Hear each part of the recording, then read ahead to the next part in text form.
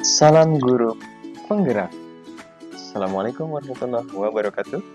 Jumpa lagi bersama saya, Anugrah Fajriansah, CGP Angkatan 11 dari Kabupaten Bogor, Provinsi Jawa Barat. Pada video kali ini, saya akan menampilkan hasil wawancara bersama dua orang kepala sekolah sebagai tugas pada demonstrasi kontekstual modul 3.1.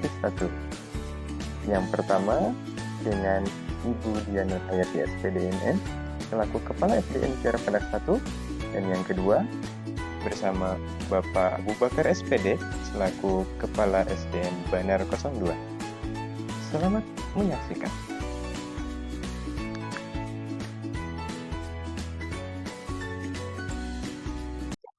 Ya, Assalamualaikum Ibu. Waalaikumsalam, Pak. Gimana, sehat Ibu? Alhamdulillah, Pak. Ada.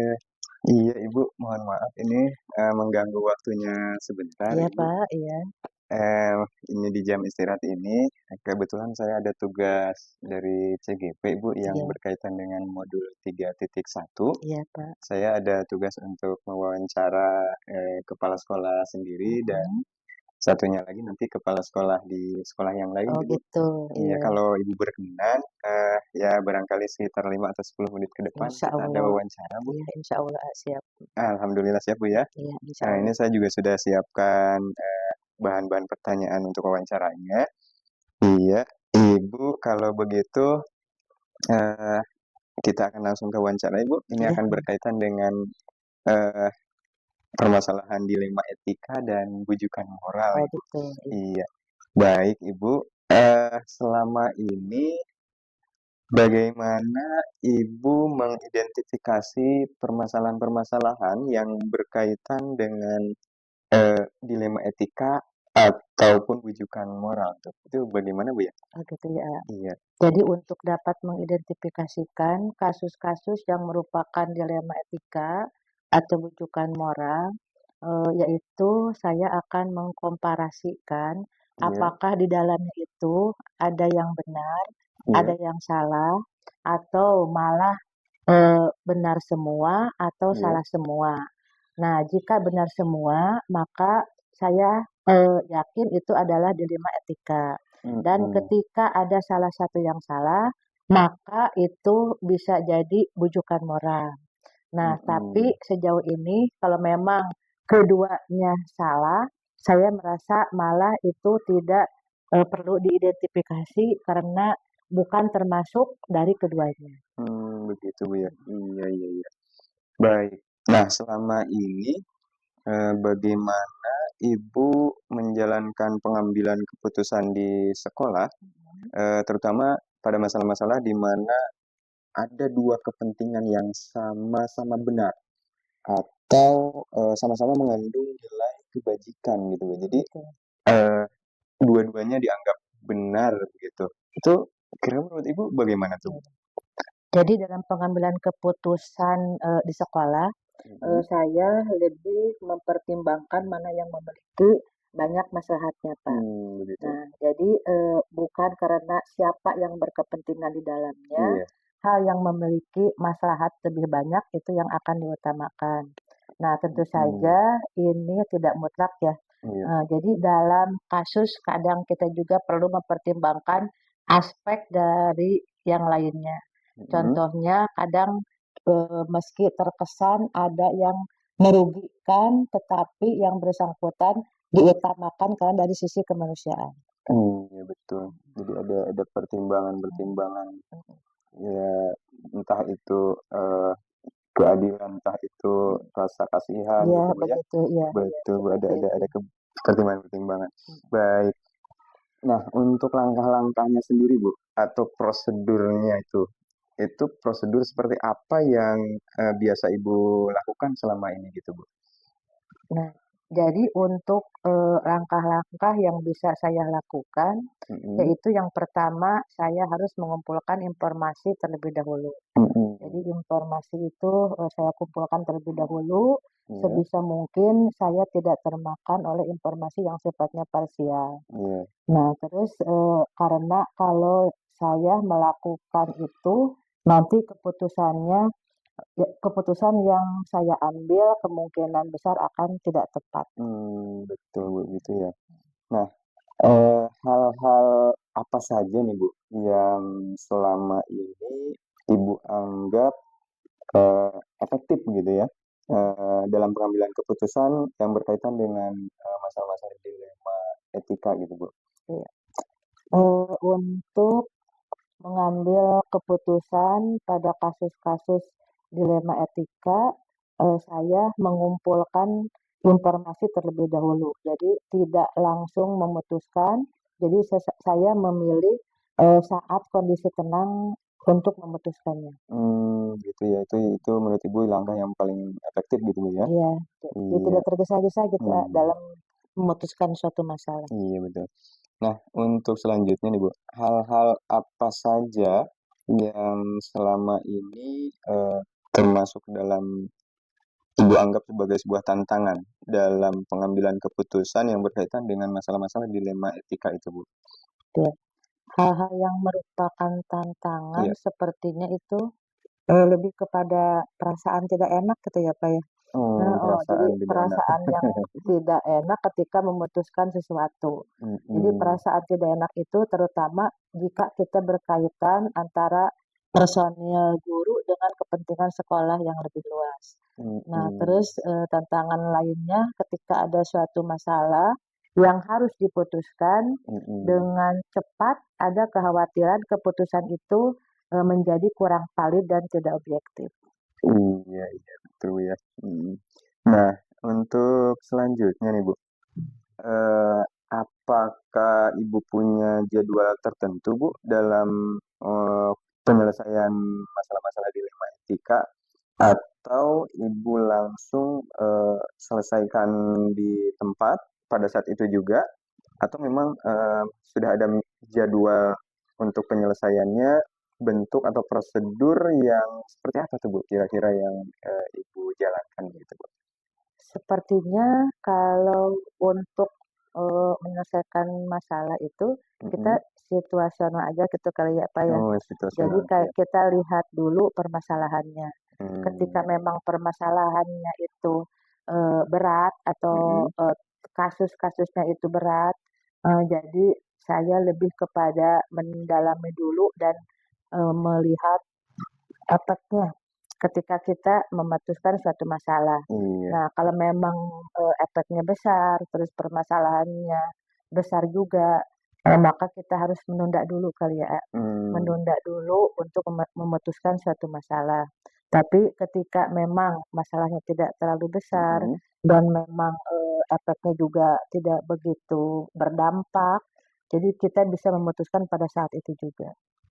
Oke, baik. Berarti menyesuaikan dengan permasalahannya juga gitu, Bu Iya ya, iya iya tergantung dengan iya masalahnya juga. iya. Iya, baik, Ibu. Nah, untuk selanjutnya nih, Bu, adakah seseorang atau faktor-faktor apa saja nih, Bu, yang selama ini mempermudah Ibu dalam pengambilan keputusan yang berkaitan dengan masalah-masalah dilema etika tersebut gitu, Bu? Kalau orang-orang yang membantu sepertinya tidak ada ya, Pak, ya, karena Mm-mm. kadang-kadang keputusan itu harus diambil oleh diri sendiri, Gitu eee, ya. tidak bisa dipengaruhi orang lain. Tapi kalau Mm-mm. faktor-faktor yang mempengaruhi jelas ada, yaitu Hmm. faktornya itu, dari pengalaman-pengalaman atau Mm-mm. kejadian-kejadian yang serupa yang terjadi lagi, pada saat ini. Nah, jadi untuk, Gitu.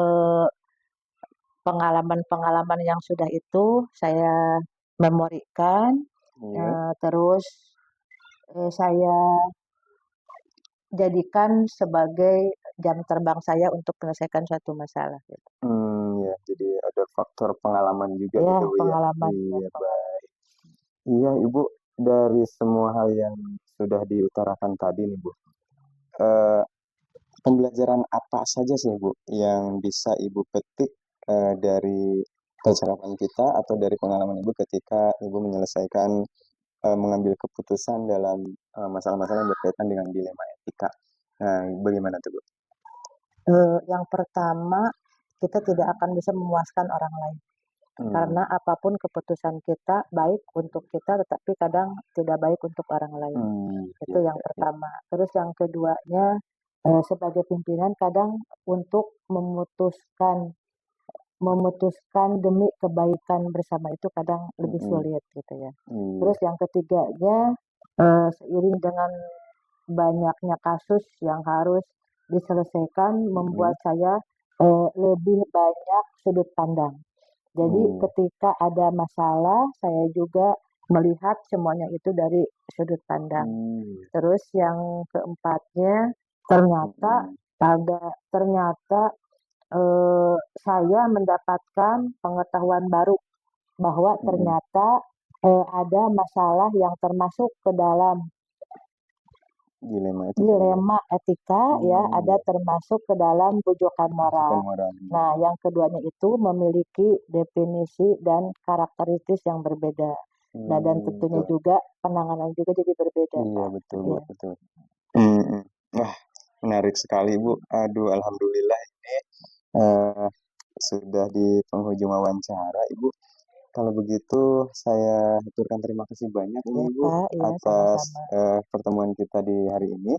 Mudah-mudahan saya doakan Ibu akan sehat selalu, Amin. sukses selalu dalam aktivitasnya, dan mohon doa juga nih, Bu, buat saya nih. Iya, Pak, Mudah mudah-mudahan sukses terus semoga buat Bapak juga. iya, tugas-tugas bisa terlaksana dengan lancar, Amin.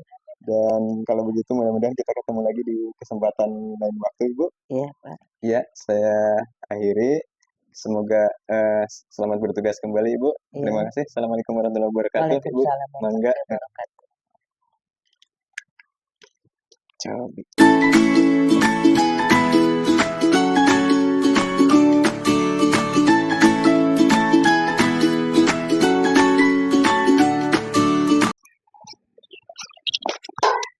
Assalamualaikum, Bapak. Waalaikumsalam warahmatullahi Apa kabar, Bapak? wabarakatuh. Alhamdulillah Sehat, Pak, baik. ya? Alhamdulillah sehat Iya, walafiat. Gimana Panjar? alhamdulillah. Kabarnya juga? Alhamdulillah Sehat ya. juga, baik, Bapak. Heeh, Bapak, mohon maaf gimana? ini mengganggu, Iya, nggak apa-apa. di waktu istirahat ini. Mhm, mhm, mhm. Iya, Iya, gimana? kebetulan saya ada tugas untuk, demonstrasi konseptual Mhm. modul 3.1, tugas dari CGP ini, Bapak. Oh iya. Kalau berkenan, saya ada kegiatan wawancara nih, Pak, Oh di iya, mangga, mangga. eee, Ada waktu. yang pertama wawancara di kepala sekolah saya sendiri, Pak, di sekolah tempat tugas saya. Nah, Hmm, untuk saat ini, wawancara kedua yaitu kepala sekolah di SD yang lain gitu, Bapak. iya. Kalau berkenan nanti saya sudah siapkan bahan-bahan untuk wawancaranya, Bapak. Oh iya, mangga, Cuma silahkan, silahkan. sekitar 5 sampai 10 menit ke depan lah begitu, Pak. Siap, siap. Ya, terima Mudah-mudahan, kasih ya, sebelumnya, Bapak. ya, Iya, mudah-mudahan bisa membantu ya. betul. Bapak, baik kalau begitu ini akan ada kaitannya dengan, beberapa permasalahan yang berkaitan dengan kasus dilema etika dan bujukan moral gitu, Bapak. Baik, kalau begitu, kita akan mulai saja, Bapak. Mangga, mangga. Di pertanyaan pertama nih, Pak, bagaimana, eee, Bapak mengidentifikasi permasalahan-permasalahan yang merupakan itu, dilema etika atau bujukan moral? Selama ini, Bapak bagaimana tuh, Pak, mengidentifikasi, permasalahan-permasalahan tersebut? Eh, baik, mungkin sepengalaman saya ya, Pak Anjar ya, Iya, Bapak. untuk apa namanya, Identifikasi. mengetahui Iya, Bapak. mengetahui permasalahan seseorang yang datang ke saya, misalkan ada guru gitu. Pasti sudah barang tentu pertama kita harus mencari informasi dulu, Gitu, mencari Pak, ya? informasi, misalkan ada guru yang ngadu nih, Iya. atau ada guru yang mau minta izin sesuatu, tetapi misalkan, eee, ada problem lah gitu ya. Iya. Nah, saya mengidentifikasinya melalui mencari informasi. Mhm. Nah, setelah mencari informasi kepada guru yang lain atau ngobrol-ngobrol, nanti baru kita, apa namanya, dengarkan beliau itu alasannya apa seperti itu ya. Dan Gitu. kalaupun misalkan saya memberikan keputusan, pasti, sangat berpikir, jangan sampai kita salah mengambil keputusan, Gitu, seperti Pak, itu. betul. Heeh. Nah, Kan kalau misalkan ada, istilahnya, apa ya namanya, kan ada ya kepentingan sama-sama penting gitu ya. Iya. Seperti itu. Ada juga kan kita kalau misalkan posisinya dia memang tidak sesuai aturan, tetapi di satu sisi menurut pemikiran dia itu udah benar seperti itu karena mau Betul. melakukan hal yang istilahnya, tetapi karena yang dilakukannya itu ternyata salah, ya berarti kan kita juga harus dengan bijak gitu Iya. memberikan apa namanya keputusan gitu seperti itu. Oke, Bapak. Nah, selama ini Bapak, bagaimana Bapak menjalankan pengambilan keputusan di sekolah Bapak, Mm-mm. khususnya di permasalahan-permasalahan yang ada dua kepentingan yang sama-sama benar, Pak, Mm-mm. atau sama-sama mengandung nilai kebajikan begitu. Nah, Betul. itu gimana tuh, Bapak, proses pengambilan keputusan Bapak tuh? Jadi dengan cara mengidentifikasi kemudian eh, mana yang istilahnya skala prioritas seperti itu Pak Anja. Gitu. Jadi kan biasanya gini, contoh misalkan di guru saya ada guru yang seharusnya pas kebetulan dia guru PAI. Hmm. Nah, hari ini jadwalnya beliau misalkan. Iya. Tetapi pada waktu bersamaan ibunya butuh untuk diantar Hmm. kontrol, butuh untuk Sedang diantar sakit kontrol ke misal gitu rumah ya. sakit. Ya, seperti Mm-mm. karena tidak ada lagi yang Yang bisa mengantar. mengantarnya gitu karena dia Mm-mm. kan satu-satunya Iya. laki-laki.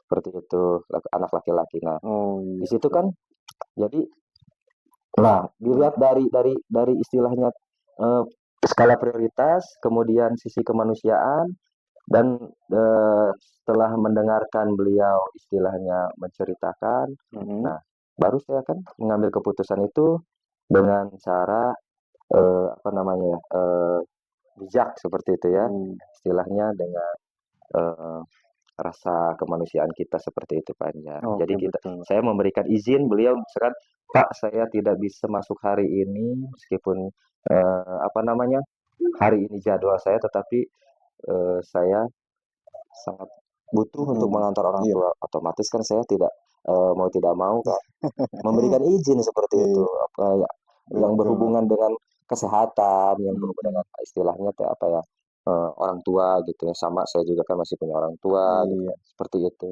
Kalau betul, di Pak ya. posisi saya bagaimana gitu kan merasakan gitu. Iya, ada Seperti dua itu. kepentingan, Pak ya. Iya, seperti itu. Betul, Memang Pak. di satu sisi tugas itu kan benar kalau misalkan dia Mm-mm. memilih ya udah Pak, misalkan saya melaksanakan tugas saja. Itu kan memang aturannya. Tetapi Iya. dilihat lagi kan eh, sisi kemanusiaan masa sih Mm-mm. ibu sakit nggak bisa diantar seperti itu. Betul, Bapak. Kasihan. Oke, selanjutnya Bapak, eh, dari segi langkah-langkah nih, Pak, Mm. atau prosedur seperti apa sih, Pak, yang biasanya Bapak lakukan selama ini, Pak, untuk mengambil keputusan dari permasalahan-permasalahan dilema etika itu, Pak? Jadi gimana ya? Saya Langkah juga tidak keputusannya. langsung sih, tidak langsung Mm-mm. memberikan keputusan. Ya, misalkan gini, dia juga kan biasanya kalau ada apa-apa sehari Mm-mm. sebelumnya gitu kan, Iya. sehari sebelumnya laporan atau ada pengaduan atau apa gitu. Nah, jadi saya panggil orangnya, lalu saya ngobrol dengan beliau, coba dipikirkan lagi, terus Mm-mm. mana yang skala prioritas, mana yang kemudian saya juga mencari informasi kepada guru-guru yang lain. Selain itu Iya. kan ada waktu nih, Mm-mm. saya juga terbatas dengan pengalaman, otomatis mau butuh kolaborasi kepada misalkan kepala sekolah dengan pengawas gitu. Iya. Jadi saya punya atasan nih pengawas, Mm-mm. otomatis kan harus istilahnya berkomunikasi gitu bagaimana untuk mencari Oke. solusi seperti ini. Jadi Betul. butuh saran dan pendapat. Kemudian kalau misalnya sudah mendapatkan itu, oh, otomatis saya juga oh seperti ini Oh, harus diambil keputusannya ya seperti itu mungkin Pak. begitu, Pak ya. Mm-mm, Baik, Bapak. mm-mm, Nah, eh, menurut Bapak, mm-mm, mm-mm. hal-hal apa saja sih, Pak, yang selama ini Bapak anggap efektif dalam pengambilan keputusan eh, pada masalah-masalah yang berkaitan dengan dilema etika gitu, Pak? Hmm, yang Yang efektif hal-hal ya, yang efektif. Bapak anggap efektif Mm, gitu ya. Mm-mm. ya, komunikasi yang intens ya. Mm-mm. Jadi kita itu sudah tidak canggung lagi dengan guru, sudah biasa. Hmm. Kemudian Oke. sesuai pengalaman apa yang kita rasakan juga seperti Mm-mm. itu. Jadi istilahnya dari sisi kemanusiaan dan kita pun merasakan seperti Mm-mm. itu. Kalau misalkan kita ada di posisi itu, pasti. Nah, seperti itu mungkin jadi hal yang paling Oke, efektif. Kemudian efektif Pak ya. heeh, Mm-mm. terus kalaupun misalkan kasusnya berbeda, eh, lebih melakukan pendekatan. Melakukan pendekatan, misalkan dilema atau misalkan disebut Bujukan bujukan moral. moral ya, Mm-mm. seperti itu. Nah, paling kita memberikan arahan atau istilahnya teh apa ya, bimbingan kepada Mm-mm. guru bahwa secara intens bahwa yang dilakukan itu secara apa namanya, secara etika itu tidak tidak Mm-mm. tidak tidak baik, secara etika tidak baik, seperti Iya. yang disebut bujukan moral ya, apalagi misalkan Oke. kalau ada hal-hal yang istilahnya berbau apa ya, materi seperti itu. Mm-mm. Karena kan eee, Kadang kita suka ada sebagai gitu ya. ya ada Panjar, heeh, ada aja Baik. kasus seperti itu. Mm. Ya kita kan sebagai pendidik di kelas pasti, ada aja, Iya. mhm, seperti itu, Oke Bapak. dengan Nah, orang tua juga. untuk selanjutnya nih Pak, kira-kira nih Pak, apa saja nih yang selama ini Bapak anggap itu merupakan sebuah tantangan nih Pak, tantangan dalam pengambilan keputusan pada kasus-kasus dilema etika tuh Pak, tantangan-tantangannya tuh. Ya tantangannya ya sebenarnya lebih ke apa ya, kalau kita di satu sisi harus melaksanakan aturan, Aturan. di satu sisi kita melihat kondisi atau apa ya, kondisi seseorang gitu ya, yang Mm-mm. istilahnya urgent atau butuh butuh apa ya, butuh keputusan yang memihak Mm-mm. pada dia seperti itu. Berarti Nah ada itu dua hal mungkin yang berbenturan gitu ada ya. dua yang berbenturan, betul. Jadi antara dilema etika gitu ya, Mm-mm.